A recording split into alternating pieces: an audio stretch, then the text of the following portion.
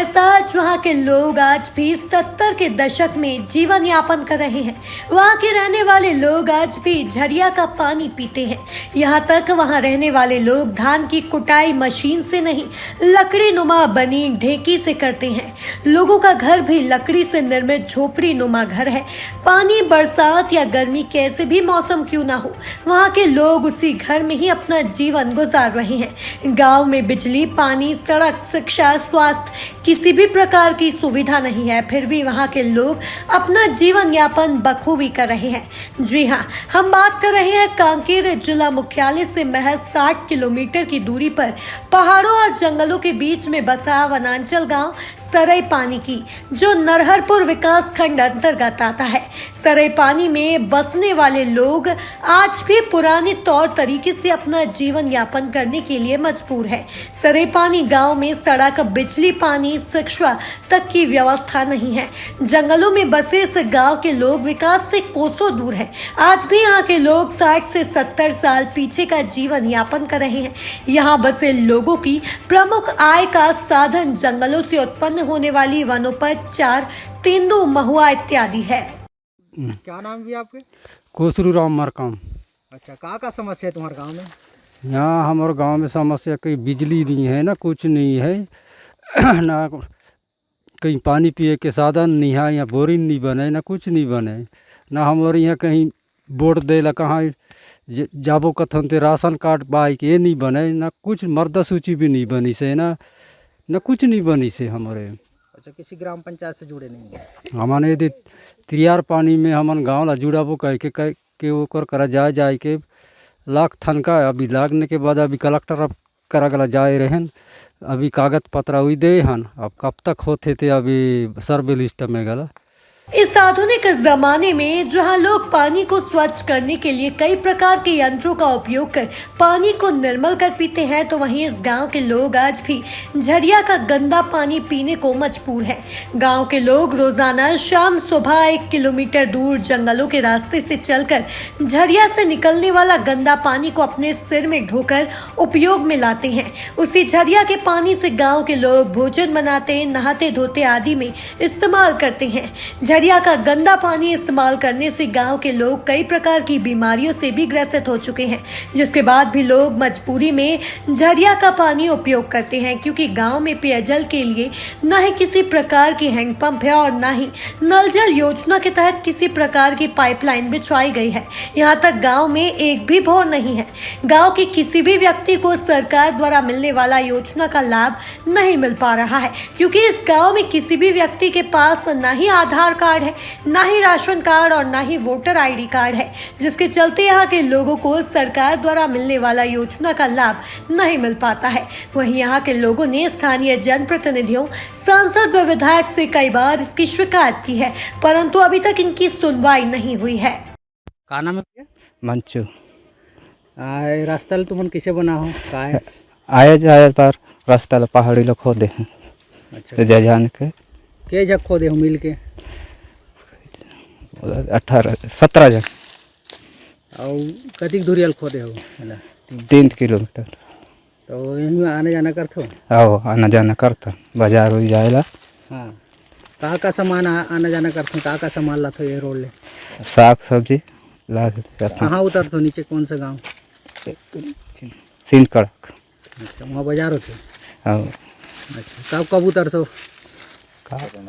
सरौना बाजार में जाता हूँ। शुक्रवार उतरते हो? तुम के बार रोज आना जाना करते हो रास्ता में? नहीं, सप्ताह में जाता हूँ। सब सामान ले नीचे उतरे पड़ते हैं? हाँ जी। भाई तोर सोमर राम नेता। अच्छा, के साल होते तेरा? 17 साल। कौन से क्लास में? आज 8वीं क्लास में रहे, छोड़ दे। अच्छा, छोड़ दे पढ़े। यहाँ तो स्कूल में गांव में स्कूल नहीं है, तो तू कहाँ पढ़ाते रहे तुमने? पुराना गाँव। कहाँ? परस गाँव। अच्छा, तो यहाँ एक बात छोड़ दे पढ़ेला? हो। काबर छोड़े? ही स्कूल नहीं आनी था। अच्छा, गांव में स्कूल नहीं है? हो। के कति झक लड़का हो गांव में जो मन पढ़ाई रही छोड़ दी स्कूल नहीं देकर कारण? 10-15 जन रहे संगवारी मोर संगवारी। सब जने के साथ छोड़े हो पढ़ेला? कई जन पढ़ते हैं। अच्छा, बाहर मैं ये रहा गांव में आए तो हम छोड़ दें। इस गांव में कुल 18 आदिवासी परिवार के लगभग 50 से 60 लोग निवासरत हैं। सरेपानी ग्राम त्रियार पानी के पहाड़ों में बसा है, जहां लोग लगभग 25 वर्षों से निवास कर रहे हैं। सरेपानी में बसे लोगों के बच्चे आज तक स्कूल कैसा होता है उसे भी नहीं जानते हैं, क्योंकि गांव में एक भी स्कूल या आंगनवाड़ी नहीं है जहां बच्चे जाकर पढ़ सके। कुछ बच्चे जो गांव से दूर रहकर छात्रावास में पढ़ाई कर रहे थे, वह बच्चे भी पढ़ाई छोड़कर अपने घरों में आकर रहने लगे हैं, क्योंकि इनके माता पिताओं के पास उनको पढ़ाने के लिए पर्याप्त धन नहीं है। क्या नाम है भाई आपका? मेरा नाम विजय कुमार नेताम है। कौन से गांव से हैं? मैं सराई पानी में रहता हूँ। अच्छा, क्या क्या समस्याएं हैं आप लोगों को? यहाँ पे समस्या हैं, नल नहीं है, रोड नहीं है, ना आंगनबाड़ी नहीं है और ना ही यहाँ हॉस्पिटल की सुविधा है। अगर बीमार पड़ते हैं तो हमें 15-20 किलोमीटर पैदल जाना पड़ता है और ना जो ज़्यादा बीमार पड़ते हैं उनको कांवड़ से या फिर कोई डोली बनाकर उठाकर ले जाते हैं और हॉस्पिटल में वो करवाते हैं। जैसे सरोना जाना पड़ता है, कभी बासन वही जाना पड़ता है। अच्छा, आपने बता रहे थे कि आपका ना आधार कार्ड है, ना वोटर आईडी कार्ड है, ना राशन कार्ड है, तो आप लोग कैसे करते हैं? यहाँ अपना राशन कार्ड नहीं है, ना आधार कार्ड नहीं है, ना कुछ ऐसे प्रूफ नहीं है अपना। तो यहाँ कार्ड नहीं है तो आप लोग राशन कहाँ से मिलता है आप लोगों को? हम अपना खेती करते हैं, जो यहाँ खेत बना है उसे खेती करते हैं और यहाँ से जो अनाज उगाते हैं उसे ढेकी से कूटते हैं और खाते हैं। कितने साल हो गए आप लोगों को यहाँ बसे हुए? हमारे दादा लोग यहाँ रहते थे। अभी तो मेरा 25 साल हो रहा है यहाँ पे रहता हूँ। तो इन 25 सालों में आप लोगों को कोई भी डॉक्यूमेंट बना के नहीं दिया? कोई भी डॉक्यूमेंट नहीं बना है यहाँ का। तो यहाँ सरकार की सुविधाओं का भी लाभ नहीं हो पा रहा होगा? यहाँ का सरकार यहाँ कुछ सुविधा ही नहीं किया है, ना उसके नज़र में सरकार देखते ही नहीं है यहाँ के लोगों को। अच्छा, यहाँ के गाँव की समस्या को लेकर आप लोग कहाँ कहाँ गए हैं? यहाँ की समस्या लेकर हम लोग कलेक्ट्रेट के पास भी गए थे, विधायक जी के पास भी गए थे। क्या कहना है उन लोगों का? कोई कार्रवाई करेंगे करके बोले हैं, लेकिन आज तक तो कोई सुविधा नहीं हुई है। अभी जनगणना चल रहा है, उसके माध्यम से वहाँ भी गए थे हम लोग कलेक्ट्रेट में जन दर्शन में, वो भी अभी तक कोई कार्रवाई नहीं किए होंगे। अच्छा, जीवन यापन करने के लिए आप लोग क्या करते हैं फिर? यहाँ जीवन यापन करने के लिए हम लोग कोई छोटी मोटी खेती करते हैं। हरा बहड़ा, सरई, मोहा, यही चीज़, चिरौंजी, यही चीज़ों का उपयोग करते हैं हम लोग। सरेपानी गांव में पहुंचने के लिए किसी भी प्रकार की सड़क की व्यवस्था नहीं है। गांव के लोगों ने किसी तरह से पहाड़ी को काट कर पैदल आने जाने के लिए रास्ता तैयार किया है, जो एक जंगलों से होता हुआ पहाड़ी रास्ता है, जहां से सिर्फ पैदल ही चला जा सकता है। वहां किसी प्रकार की वाहन नहीं पहुंच सकती। कोंडा गांव से आके बसे हुए ऐसे सुनाई में आया है और मोस्ट सेंसिटिव एरिया है और जंगल का ज़मीन होने के कारण थोड़ा सा परेशानी जा रही है और हम निश्चित रूप से ऐसे वन ग्रामों को भी राजस्व ग्राम में कराने का प्रयास करेंगे। हमारी सरकार आएगी तो निश्चित रूप से मूलभूत सुविधा उनको उपलब्ध कराएंगे। जी, विधायक जी का कहना है सर कि वो उनको जो है कोंडा गाँव जिले के हैं, तो मूलतः उनको कोंडा गाँव जिले में वापस भेजा। नहीं, उनका व्यक्तिगत बात है, उसमें हम जा नहीं सकते, लेकिन जब यहाँ आके बसे हैं, आदमी कहीं भी जाके बस सकता है, रह सकता है, उसमें कोई दूसरे जगह भेजने की ज़रूरत नहीं है। हम उसको यहीं व्यवस्थापित कराएंगे। शायद वो लोग ज़मीन वमीन भी रखे होंगे तो उनको पट्टा वट्टा दिलाने की भी बात करेंगे हम।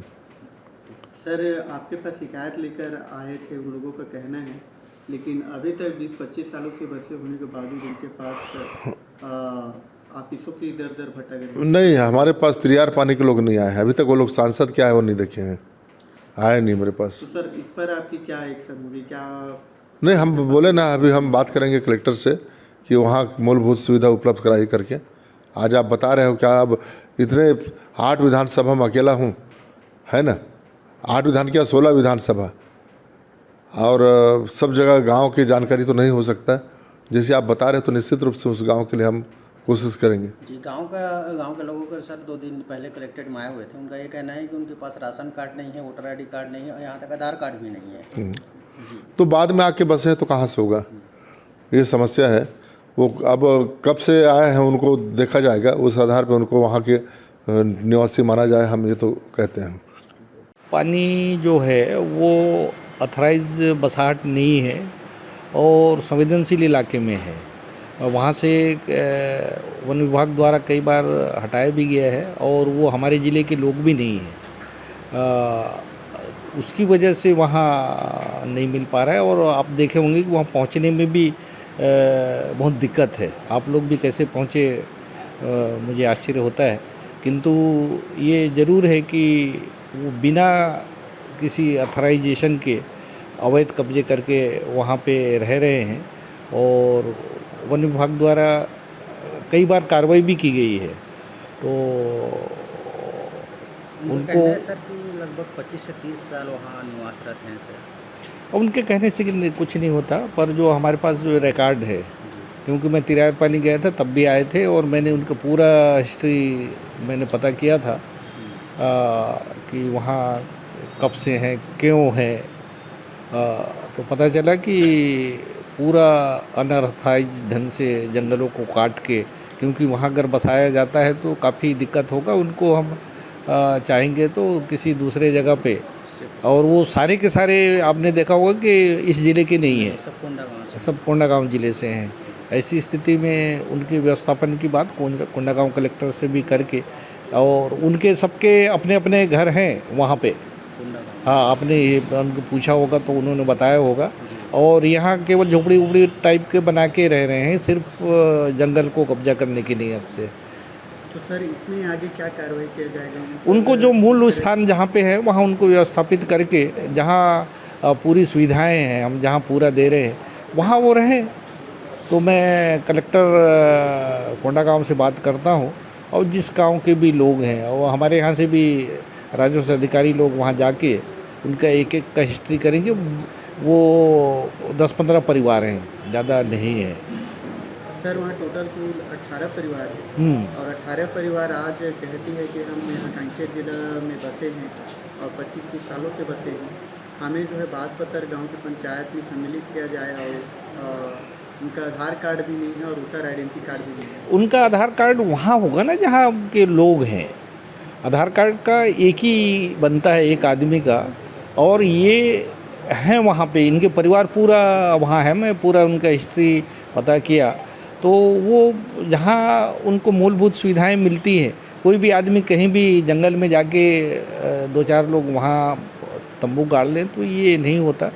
और ये बड़ा मानवीय पहलू भी है। अगर सरैपानी गांव में उचित सड़क की व्यवस्था नहीं होने के कारण गांव में जब किसी व्यक्ति की तबीयत खराब होती है तो गांव में न ही एम्बुलेंस पहुंच सकती है और न ही किसी प्रकार की वाहन वहां तक पहुंच सकती है, जिसके चलते वहां के लोगों की काफी तकलीफों का सामना करना पड़ता है। कई बार तो वहां के लोगों ने बीमार व्यक्ति को अपने कंधों में ढोकर अस्पताल तक पहुंचवाया है। वहीं इस मामले पर सांसद व क्षेत्र के विधायक का कहना है कि जंगल होने के कारण वहां थोड़ी परेशानी हो रही है। अब देखना यह है कि क्या यहाँ के लोगों को इसी तरह से जीवन यापन करना पड़ता है या फिर सरकार इन लोगों की समस्याओं को दूर करती है। पखानजोर से विप्लव कुंडू की रिपोर्ट।